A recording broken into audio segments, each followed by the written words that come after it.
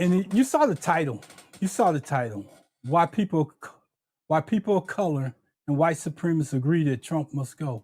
He he's got to go. And you at one time, if you've been listening to our podcast long enough, you always heard me get in the middle. You always heard me get to a point where I'm saying, we may be a little bit hard on something. We may be a little bit. We might be giving him. We might be giving him more than he deserved. And I've got there a lot of times, and I just lately, and especially after yesterday, I'm gonna set this up because normally I greet my people with a good morning text, and I started doing that probably about 2 or 3 years ago. And as I would do it, and I would share with them the knowledge, share with them encouragement to help their day to move forward, to accept the day for what it's worth, and continue. Doesn't matter how it starts off, it doesn't always have to finish that way.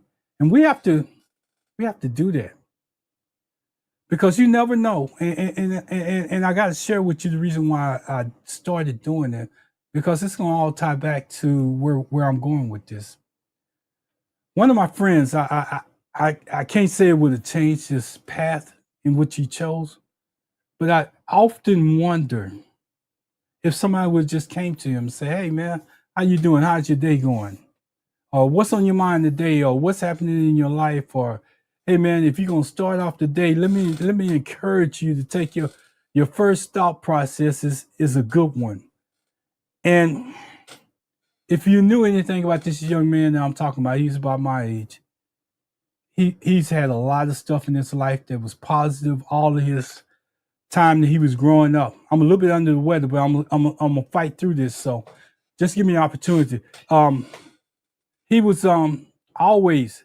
It seemed like he had everything going on.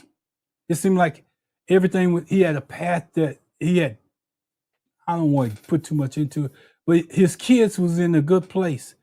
One of them had just graduated college. The other one was almost going to college.